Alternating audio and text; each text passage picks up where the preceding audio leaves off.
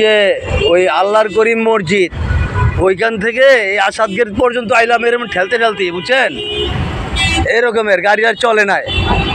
হ্যাঁ, পরে আইসা পাইলাম কি জামের কারণ হলো ওখানে একটা ওই স্কুল আছে, ওইখানে ওই যে রিক্সা রুক্সা জাম জম লাগে, একবার চিপা বানায় রাখছে, গাড়ি একটা করে পার হইতে পারে না।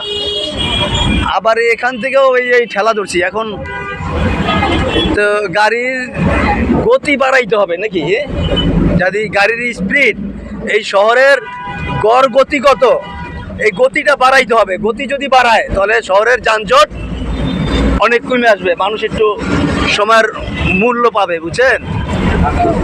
কিন্তু সব সময় তো না, এই যখন একটু ওই স্কুল মিস্কুল ছুটি হয় ওই সময় যদি পুলিশ একটু অ্যালার্ট থাকে তাই হয়। দেখি ওই যে ফাঁড়ির মধ্যে 2 পুলিশ ঝিমাইতে আছে, বুঝছেন, আর 2 জনে কাজ করে। আবার ওই বরতলা দেখেছি এই পুলিশ একখানে খারায় 3-4 জন গল্প করে। হ্যাঁ, এইরকমই দেখতেছি ভাই। কিন্তু আমাদের তো পাবলিকের তো দফা ঠান্ডা।